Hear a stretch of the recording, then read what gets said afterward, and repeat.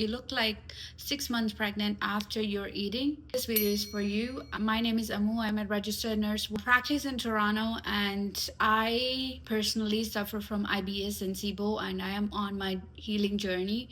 So I thought I would just document the healing journey I'm going through and share it on the YouTube, so at least some people can benefit from it. I would be happy. So when we talk about the gut issues, we have multiple health issues to discuss. So what I thought is I would go one by one so we can understand, because if I put everything on one video, it's going to be too complicated for me and you. So I thought I would just keep it as simple as possible. So this video I'm going to discuss about the IBS, irritable bowel syndrome, which is a common gut problem most of the people facing, especially right now because of the lifestyle changes and everything happening right now. If you're interested, you can watch the video, and if you want to join my gut healing journey, you can subscribe to my YouTube channel, and that way you get all the updates when I post. So let's get into the video.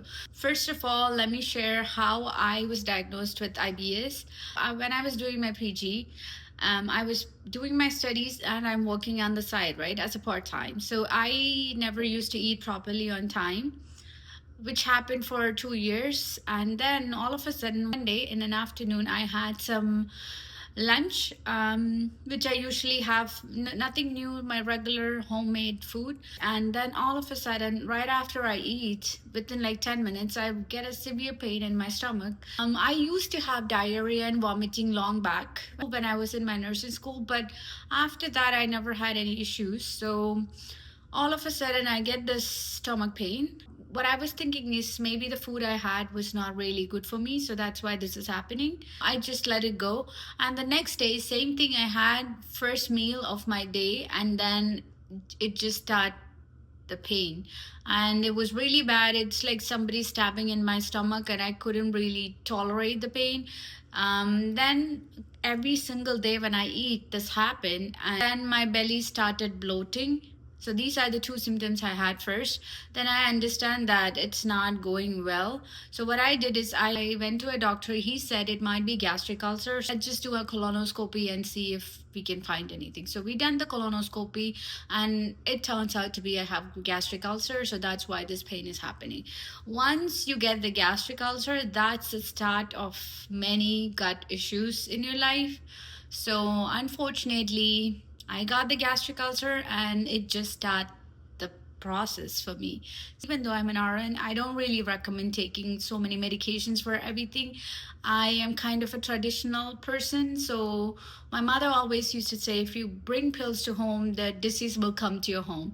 I know it shouldn't be that way, but my mom used to believe that, and I still believe that, because for everything you don't need to take pills, because if you make some lifestyle changes, you can really control some disease conditions in your life. So I got diagnosed for gastric ulcer, and then I would make some dietary changes, like I cannot eat any spices, I cannot eat any food which trigger my stomach. So I did that, and it was kind of in a control, but I still couldn't eat a lot of things which I love eating, but I was making that dietary changes to control the gastric ulcer.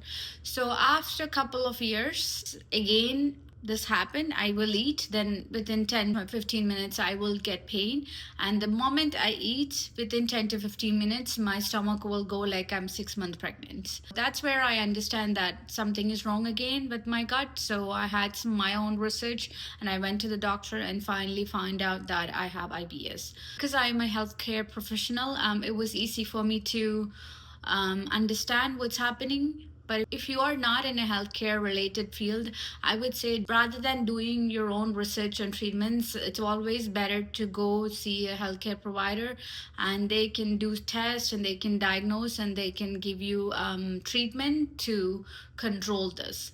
I know the intro was a bit long, but I just want to give you a brief explanation before I get into the video. So let's get into the video. So IBS, irritable bowel syndrome, it's a gastrointestinal chronic issue, which means once you get that, it's a long-term issue. It never goes away, but you can control the symptoms.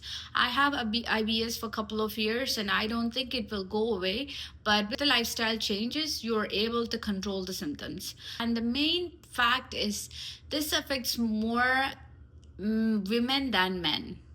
I don't know. Women's get a lot of health condition and they just want to add all these gut issues also to the women.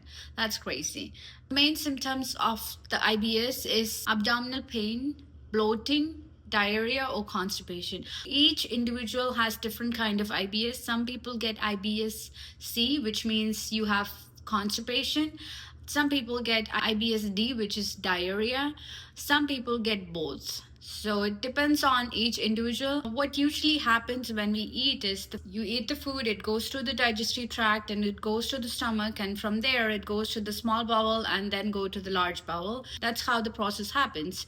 So with IBS, what happened is your gut is very sensitive. So once it reaches the small bowels, it have sensitivity to the food, and it will cause either to slow the contractions or fasten the contraction. So if it fastens the contraction, the food will just go to the large bowel and you will have diarrhea. Or if it's restrict the contraction, the food will just sit there, will eventually have constipation. So that's what happened with IBS patients. So I have done a lot of research on this topic, and what I find it is, and all the research studies says that when it comes to the main reasons why you're getting IBS, is the first and most reason is stress and emotions. The gut brain interactions. This happen mostly with the people who are very stressful, who lead a very stressful life. For me, when I think about that, the reason might be I was stressful because of the studies and the job and everything happening in my early 20s. That's where this happened to me. Another cause is gastroenteritis. People who have inflammations in their stomach,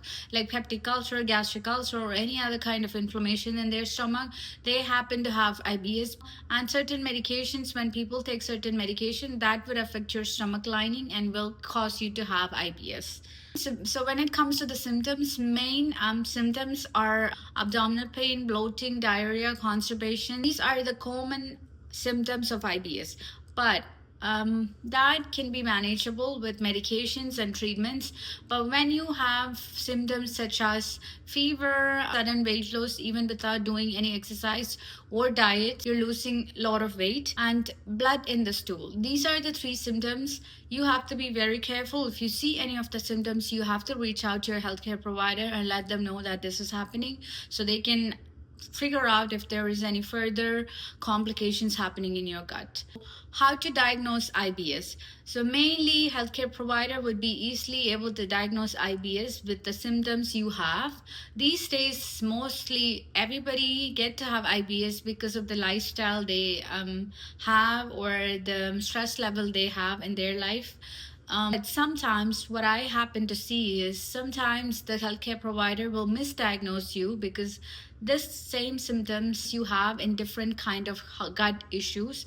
For example, SIBO. I do have SIBO and I'm taking active treatment right now for SIBO. So the same symptoms you have with IBS will be there in SIBO too. So because of that, sometimes healthcare provider will misdiagnose SIBO and IBS. It's your right to advocate for you, but I don't know, when you are not in a healthcare profession, I don't know how you can differentiate these. But maybe you can talk to your friend, or maybe you can talk to any of the people who work in healthcare, or you can, now you have ChatGPT, you can ask ChatGPT and then you can advocate for yourself to the doctor so they can do further tests to find if you have IBS or SIBO or any other gut issues. Another way they will find if you have IBS is they will do blood tests, and they can do stool tests to find any other gut issues you have or IBS. When it comes to the treatments, for each person it changes actually, because some people have IBS-C, which is constipation. Some people have IBS-D. So it depends on that. You have to take different treatment. If you have constipation, you have to take medications to have proper bowel movements. If you have diarrhea, you have to take medications which will help you stop or reduce the diarrhea.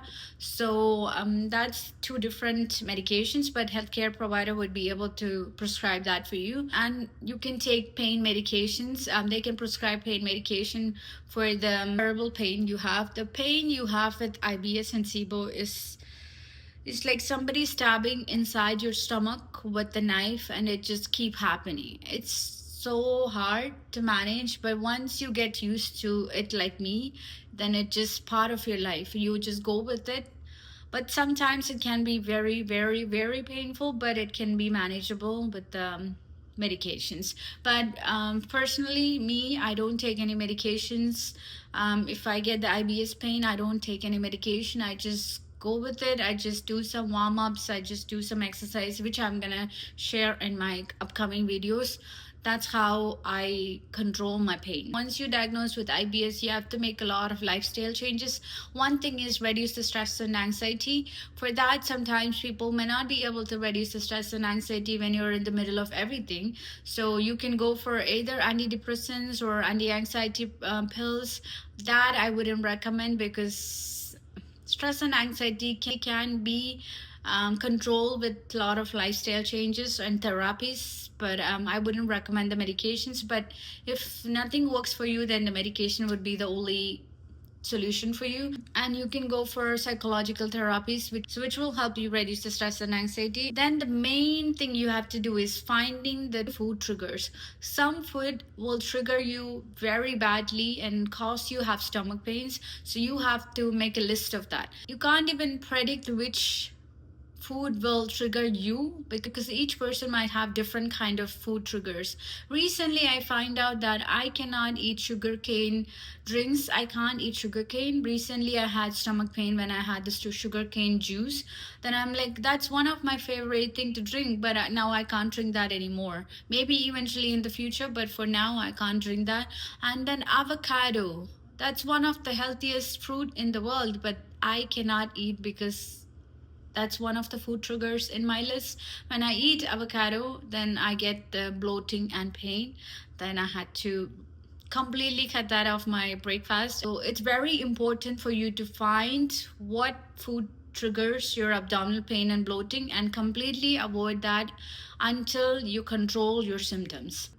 When we talk about the food triggers, the foods high in FODMAP will trigger your pain and bloating. So FODMAP diet, I'm gonna make another video on FODMAP diet, because for IBS and SIBO, you can do low FODMAP diet, which will help you relieve the symptoms. And food high in FODMAP should be avoided on IBS patients, which means the fermented food.